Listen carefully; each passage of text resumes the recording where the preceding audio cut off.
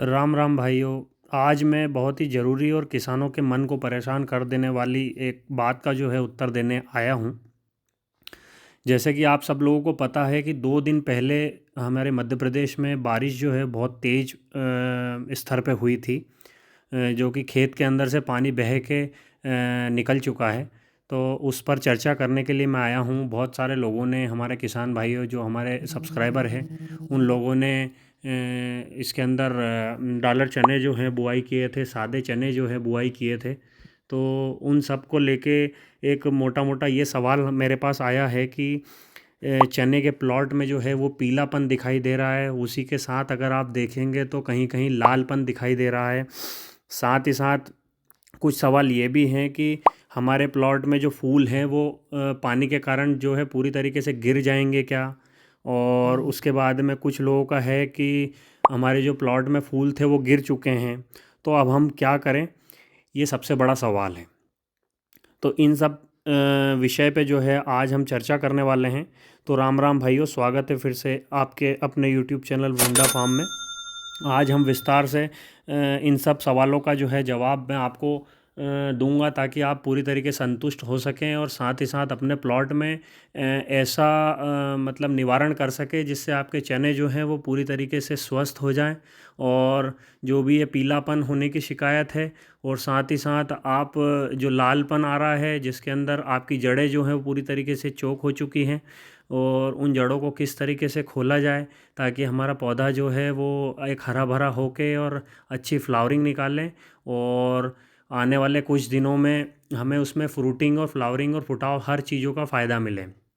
तो इसमें हमें जो है कुछ कुछ फंगिसाइड का भी मैं इसमें चर्चा करूँगा। साथ ही साथ इसके अंदर मैं फ्लावरिंग के लिए कुछ ऐसी दवाइयाँ या टॉनिक का इस्तेमाल करना पड़ेगा जिससे आपको बेहतर फूल में वृद्धि होगी।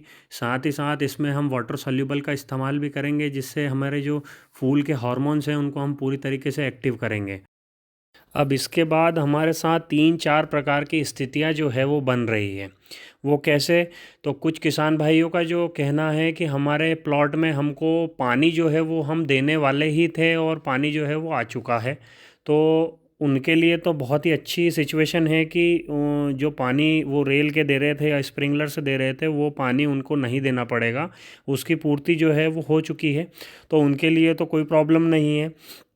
अब कुछ किसान जो है जिन्होंने पानी जो है वो दे दिया था और देने के 2 से 4 दिन बाद जो है वो पानी आ चुका था, तो ऐसी स्थिति में जो है हम जो है क्या करें जिससे हमारा जो पौधा है वो सही तरीके से चले और कोई भी बीमारियां उसके अंदर नहीं आए।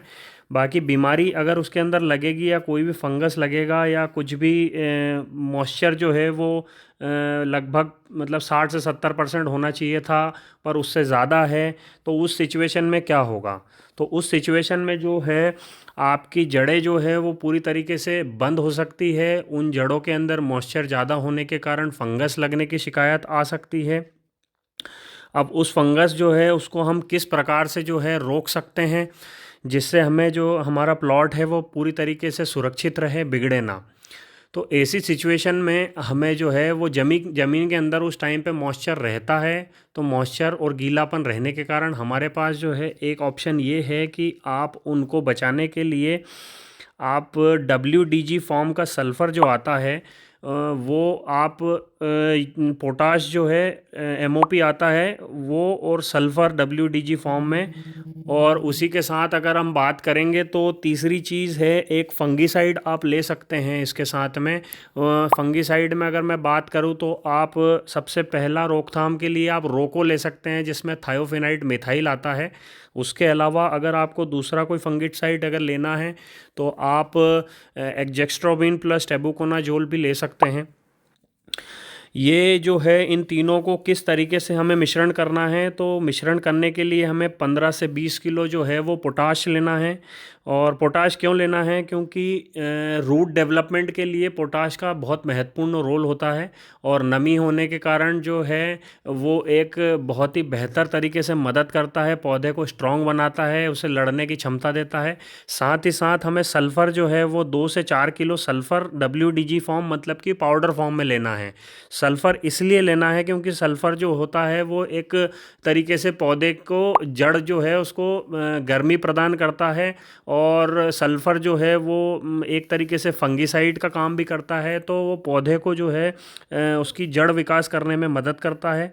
साथ ही साथ हमें एक फंगिसाइड इसीलिए लेना है कि हमारी जो जड़ें जो है जो कोशिकाएं हैं वो पूरी के तरीके से बीमार जो है उनको सुरक्षित करने के लिए हम जो है या तो रोको या कस्टूडिया या और भी कोई एक फंगिसाइड आपके अनुसार आप ले सकते हैं जो कि सिस्टमेटिक तरीके से जड़ों को सुरक्षित करने के काम में आता है।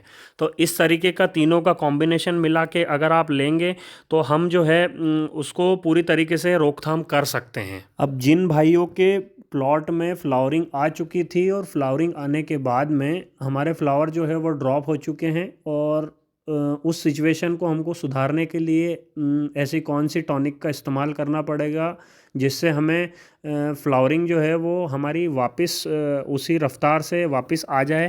तो हम 2 से 3 जो ऐसे टॉनिक है जिसका उपयोग आप कर सकते हैं।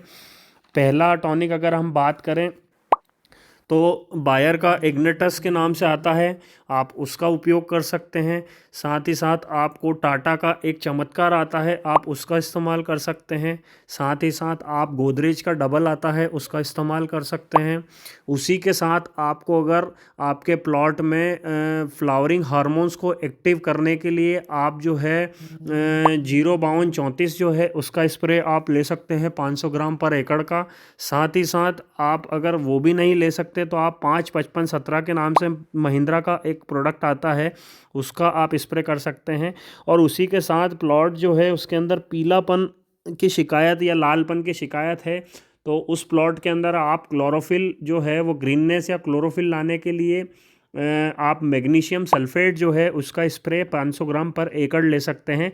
उसी के साथ अगर आप चाहें तो इन सब का कॉम्बिनेशन मिला के आप जो अपना उसी के साथ आप क्लोरोफिल जो है उसे एक्टिव करने के लिए आप ईसाबियान जो आता है जिसके अंदर अमीनो एसिड की मात्रा ज़्यादा आती है आप उसका भी इस्तेमाल कर सकते हैं। साथ ही साथ कुछ कुछ किसान भाइयों को समस्या ये आ रही है कि प्लॉट जो है पूरी तरीके से भर चुका है और वो लोग मतलब खाद के द्वारा पूर्ति नहीं कर सकते हैं। तो उन किसान भाइयों के लिए फंगिसाइड जो है वो ले सकते हैं।